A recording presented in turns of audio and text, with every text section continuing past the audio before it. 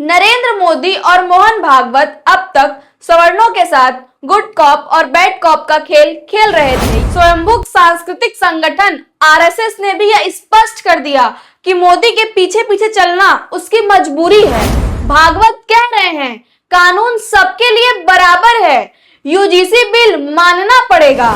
नरेंद्र मोदी की असली चिंता दरकता हुआ ओबीसी जनाधार है, न कि उसके कहने पर थाली बजाने वाला सवर्ण समाज।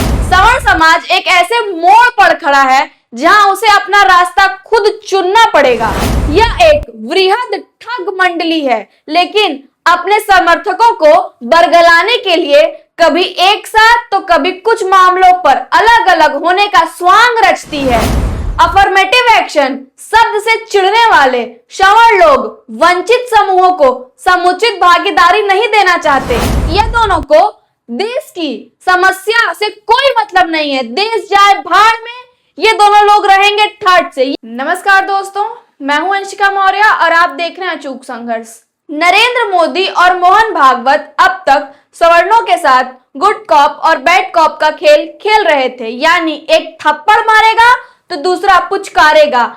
लेकिन ये कहानी अब पुरानी हो चुकी है। मोदी ने भी अपनी प्राथमिकता स्पष्ट कर दी है और तथाकथित गैर राजनीतिक और स्वयंभू सांस्कृतिक संगठन आरएसएस ने भी यह स्पष्ट कर दिया कि मोदी के पीछे पीछे चलना उसकी मजबूरी है। पिछले कुछ दिनों में दिए गए मोहन भागवत के बयान पर गौर कीजिए।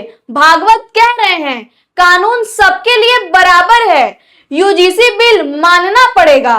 दूसरे बयान में भागवत कह रहे हैं आरक्षण अगले 200 साल तक चलेगा। जी हाँ, ये वही मोहन भागवत हैं जो समय समय पर कहते आए हैं कि आरक्षण पर पुनर्विचार जरूरी है।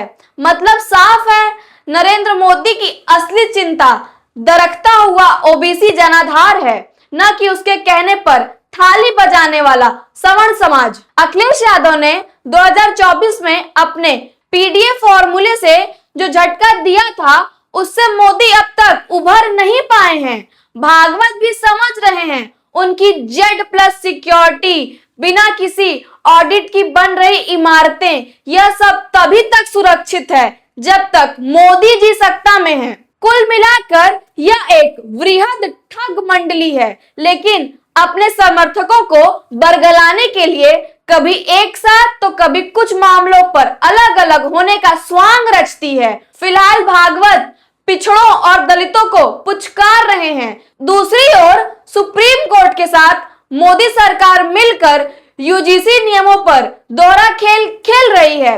अफर्मेटिव एक्शन शब्द से चिढ़ने वाले सवर्ण लोग वंचित समूहों को समुचित भागीदारी नहीं देना चाहते, लेकिन उन्हें ओबीसी के मिलिटेंट हिंदू के रूप में कन्वर्ट किए जाने पर कोई आपत्ति नहीं है। ज्यादातर सवर्ण यह नहीं समझ पा रहे कि अगर पिछड़े समूह शैक्षणिक रूप से आगे बढ़ेंगे तो पूरा भारतीय समाज सभी मानकों पर आगे बढ़ेगा। जीडीपी से लेकर प्रति व्यक्ति आय तक सब कुछ बढ़ेगा। अगर यही बिरादरी संघ के प्रोजेक्ट के हिसाब से अज्ञानता, अंधविश्वास और आक्रामकता के रास्ते पर चलाई गई तो भारत का तालिबानीकरण होने से कोई नहीं रोक पाएगा। सवर्ण समाज एक ऐसे मोड़ पर खड़ा है जहां उसे अपना रास्ता खुद चुनना पड़ेगा। रास्ते सिर्फ दो हैं। पहला रास्ता ये कि वह संविधानवाद को मजबूत करे, भारत की सांस्कृतिक बहुलता को स्वीकार करे और समानता के सिद्धांतों के तहत वंचित समूहों के आगे बढ़ने पर आपत्ति न करे। दूसरा रास्ता यह है कि ओबीसी दलितों के बीच लाठी और त्रिशूल बांटने का स्वागत करे, भविष्य में ओबीसी कथावाचकों से अपने धर्म और संस्कृति की व्याख्या करवाए और उनके हाथों यथोचित पिटाई खाए। और कोई तीसरा रास्ता है ही नहीं। मिला जुलाकर मोहन भागवत व नरेंद्र मोदी को सिर्फ और सिर्फ अपनी कुर्सी सुरक्षित करनी है। ये दोनों को देश की समस्या से कोई मतलब नहीं है। देश जाए भाड़ में, ये दोनों लोग रहेंगे ठाट से। ये हम लोगों को समझना पड़ेगा। नमो बुद्धाय, जय संविधान।